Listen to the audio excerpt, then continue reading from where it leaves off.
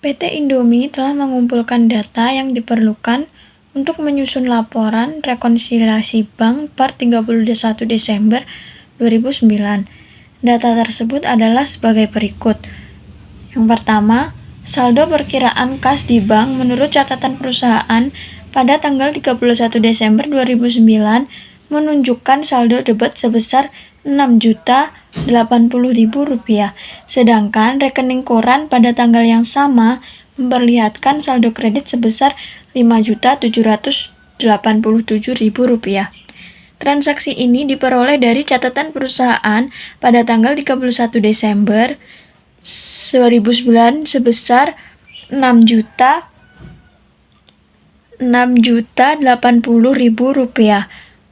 Hal ini masuk ke dalam pencatatan perusahaan.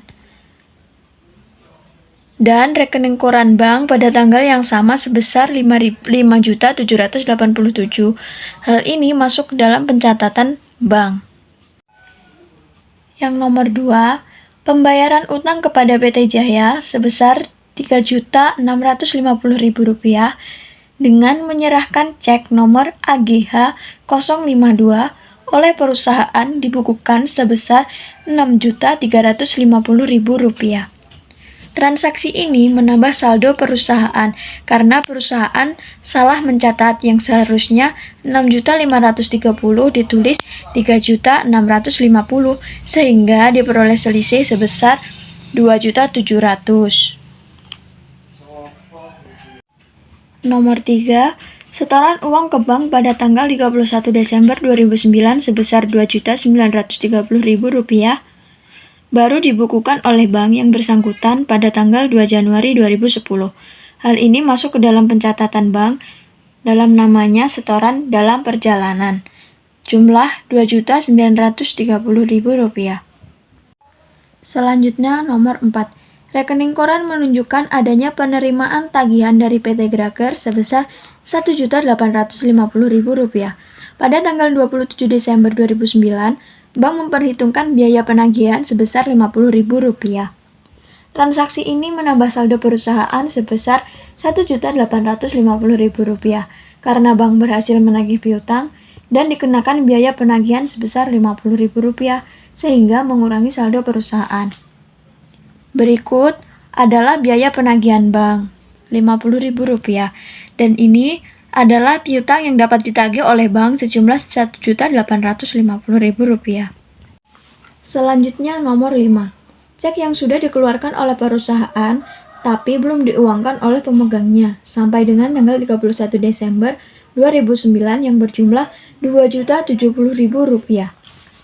Transaksi ini mengurangi saldo bank sebesar Rp2.070.000 karena perusahaan telah mengeluarkan cek, namun pemegang cek belum mencairkannya. Hal ini dicatat sebagai cek yang masih beredar dalam pencatatan bank. Selanjutnya nomor 6. Bunga jasa atau bunga giro yang diberikan bank atas simpanan perusahaan sebesar Rp42.000 belum dibukukan oleh perusahaan. Transaksi ini menambah saldo perusahaan sebesar Rp42.000 diperoleh dari bunga atau jasa giro. Berikut adalah datanya. Selanjutnya nomor 7. Bank memberikan nota debit kepada perusahaan atas yang pertama, tolakan setoran yang berupa cek dari PT Abadi sebagai pelunasan utangnya yang sebesar Rp850.000. Yang kedua, biaya administrasi bank untuk bulan Desember 2009 adalah sebesar Rp25.000. Transaksi ini mengurangi saldo perusahaan sebesar Rp850.000 karena bank menolak cek dari PT Abadi yang tidak cukup dana, lalu perusahaan dikenai biaya jasa bank sebesar Rp25.000 sehingga hal ini mengurangi saldo perusahaan. Berikut adalah datanya. Cek tidak cukup dana Rp850.000 dalam catatan perusahaan. Selanjutnya nomor 8. Setoran perusahaan berupa cek sebesar Rp1.550.000 ternyata dalam rekening koran bank malah dicatat di sebelah debit, seolah-olah sebagai penarikan uang oleh perusahaan. Transaksi ini menambah saldo bank sebesar 3.100.000 karena pihak bank melakukan kesalahan dalam pencatatan. Hal ini masuk ke dalam pencatatan bank. Berikut adalah datanya. Rp3.100.000. Berikut adalah jumlah saldo yang benar dalam pencatatan bank, dan berikut adalah saldo yang benar dalam pencatatan perusahaan.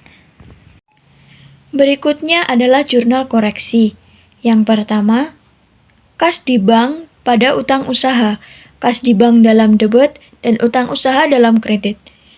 Hal ini diperoleh dari soal nomor 2, karena kesalahan pencatatan yang mengakibatkan kas di bank bertambah Rp2.700.000 dan utang usaha berkurang sejumlah Rp2.700.000.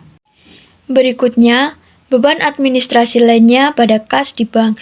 Beban administrasinya dalam debit, kas di bank dalam kredit. Diperoleh dari soal nomor 7 dan nomor 4. Karena perusahaan dikenai biaya penagihan dan biaya jasa, keduanya dijadikan satu menjadi beban administrasi lainnya.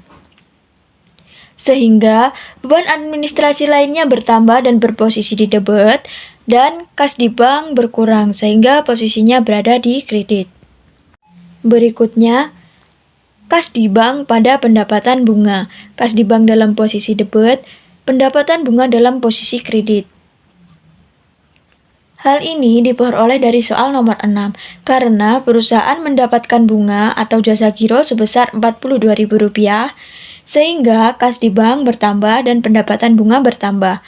Hal ini mengakibatkan pendapatan bunga berada di posisi kredit sebesar Rp42.000.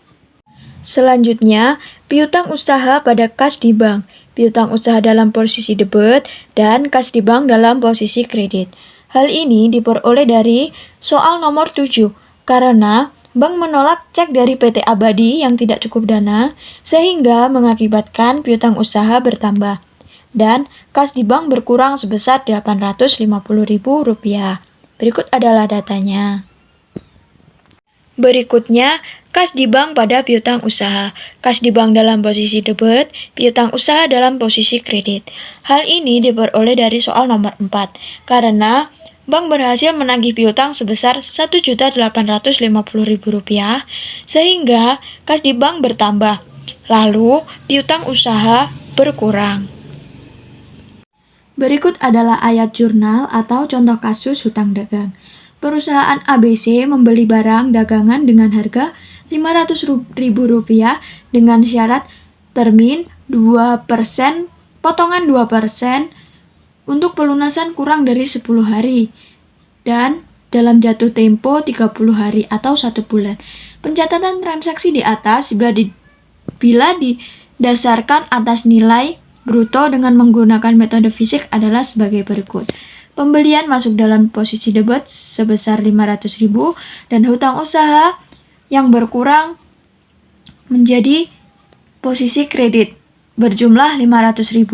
Hal ini pencatatan pembelian barang dagangan secara kredit dengan syarat potongan 2% untuk pelunasan kurang dari 10 hari dan jatuh tempo dalam waktu 30 hari atau 1 bulan. Selanjutnya, bila pelunasan dilakukan dalam jangka 10 hari atau kurang, jurnal untuk mencatat transaksi pelunasan sebagai berikut. Hutang usaha kas pada potongan pembelian.